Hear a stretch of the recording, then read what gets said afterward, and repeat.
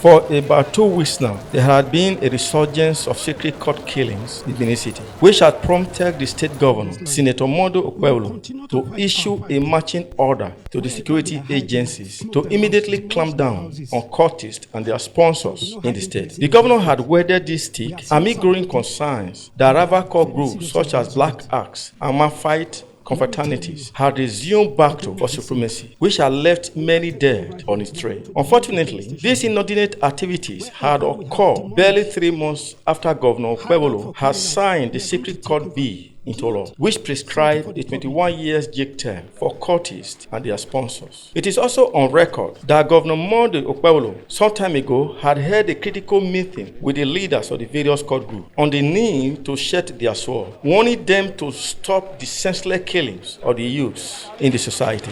When it appeared that these cultists had refused to adhere to the governor's directive, the governor had no option than to allow the full weight of the anti-cultism and kidnapping law to take its course. The resultant effect was that the alleged headquarters of Aye confraternity was completely pulled down to rubble as a sign of deterrent to others. This has led many cultists to flee the city, while others went into hiding, offering a sign of hope to the populace. But the recent report indicates that there is no hope yet in sight, as discreet killings by secret cult groups are still going on in some parts of Benin City. 2 days ago, one death was reported at Ogege area of Sapele Road and another one at Upper Sakomba Road, while someone was said to have been kidnapped at Okpebholo area or in Benin City, creating another hazy tension. The question now is, who is to blame for all this? The parents, the government, or the society? And what must government do to arrest this situation? It's very, very wrong.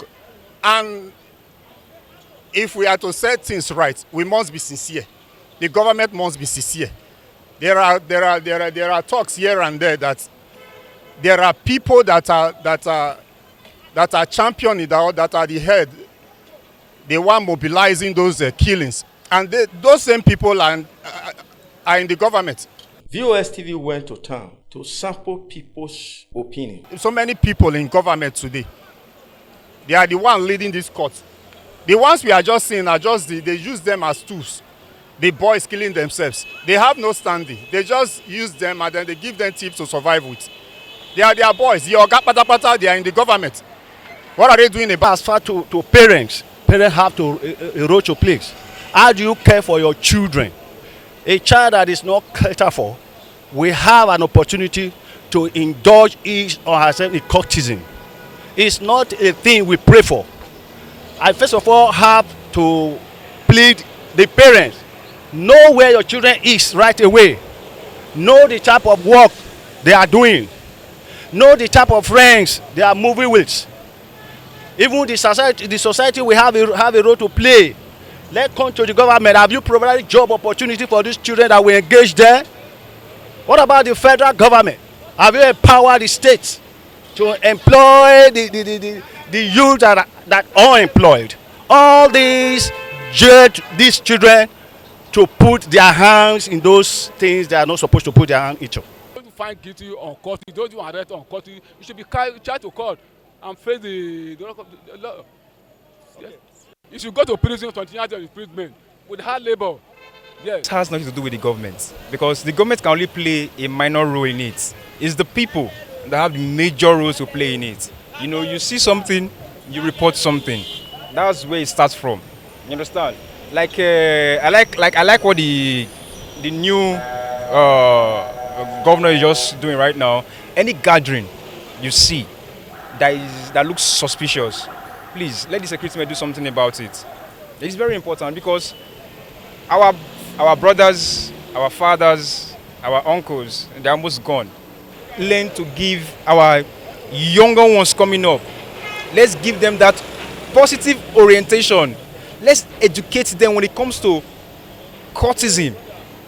You understand? When it comes to cultism, let's educate our people very well so that they will know the efficacy. There's nothing good about it. Parents, because if they bring up their child well and instill discipline and all in their children, then their children, as even if they see all those verses, they will not want to follow the verses.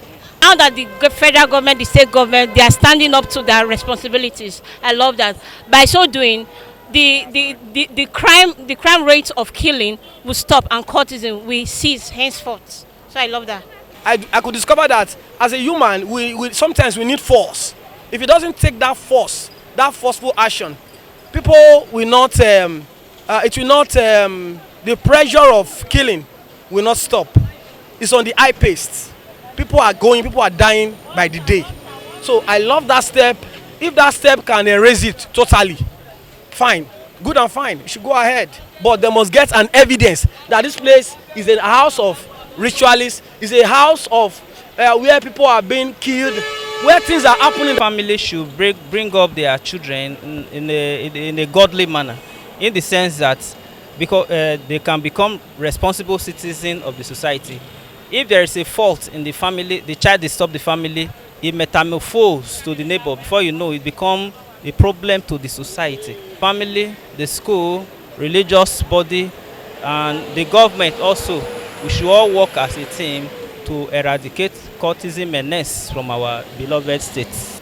Honestly speaking, it's government, and I don't know. They should just make sure the policy or whatever it is they issue have a ground. And if Oba can do something too, everything has to just work together to achieve this. Dennis Ugudian reporting for VOS TV, Benin City.